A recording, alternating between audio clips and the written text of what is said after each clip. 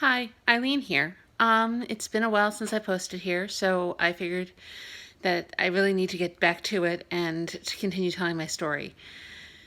It's been a while. It's like I said, it's been a while. My surgery is 1 week from today, and I am what I would call nervous and excited in equal measure. I'm excited to know it's finally happening, and everything will will just be, that whole part will be out of the way. Anything associated with nerves will be gone because it'll already be done. But also a little nervous because it's surgery after all, and um, I've had surgery in the past and it's always gone well, but it's not a fun or pleasant experience to go through. Um, but I've been doing what I'm supposed to do. I am not aware of making any mistakes since I started my liquid diet. I did the modified liquid diet for a week, and it's now been a week on the full liquid diet.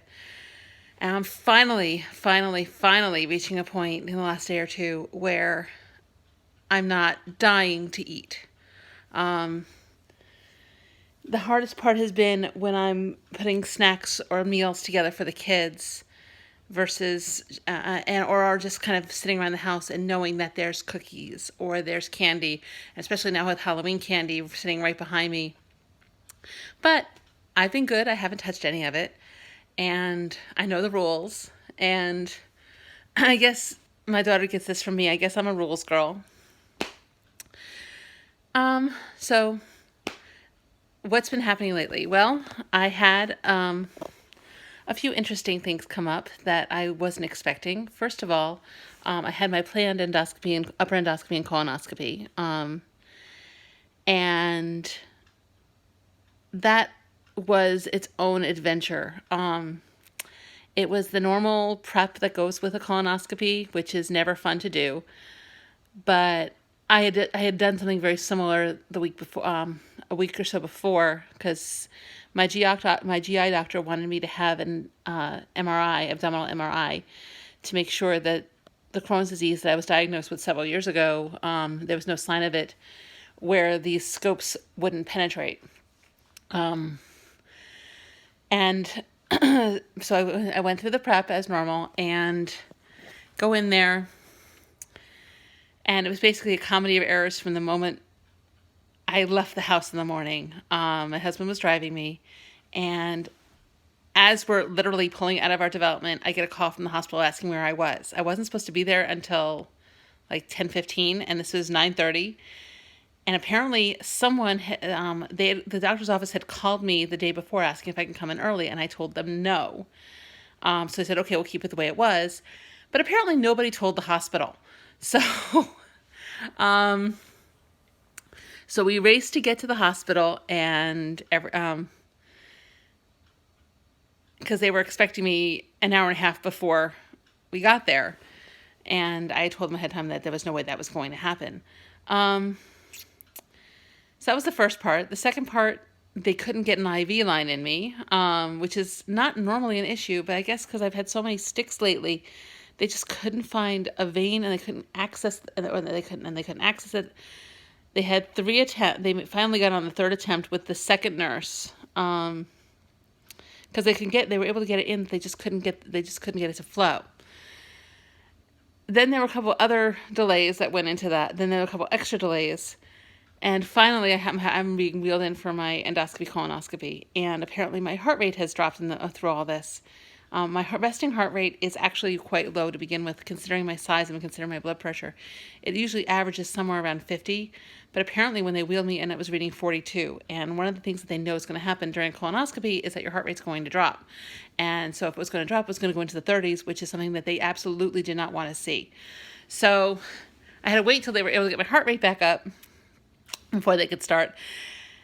So finally, everything's getting going, and when it's done, I learned that there's various pockets of issues in the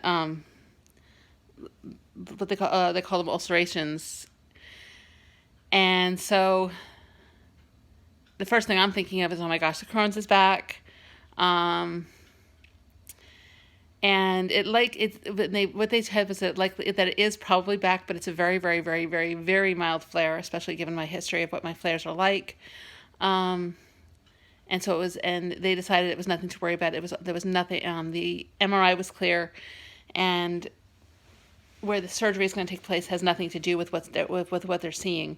So they had no problems authorizing me to continue with the surgery, and I'm going back to see the GI doc after everything is done, so I can figure out what, if anything, we need to do. Because I've been unmedicated for probably about 6 years now, and I honestly, so that's something that's coming up, but so that's that story. The other thing that was going on was, because my heart rate had dropped so much and my blood pressure is elevated, I had to go back to the cardiologist to redo my cardiac clearance. My stress test was fine, so they didn't have me redo that, but they had me wear a 24-hour monitor to see what my heart rate does in the course of a regular day. I was supposed to go about my normal routine and see if there was any issues.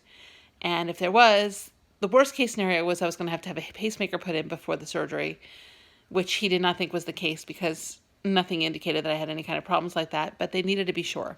And sure enough, I got the phone call on Monday. Everything was perfectly fine. I just happened to have a low heart rate.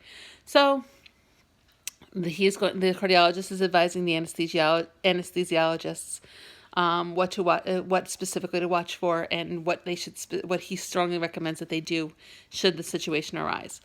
So everything is back on track now. A couple of anxiety-provoking moments in there through this process, but we got it resolved. So I am 1 week away from surgery. I am down a total of just shy of 75 pounds since May 10th. I got on the scale this morning. It read 301.8. I was very happy. My goal was to get under 300 before the surgery, and I am going to do that because I'm losing an average of 1 to 2 pounds a day since going on this liquid diet.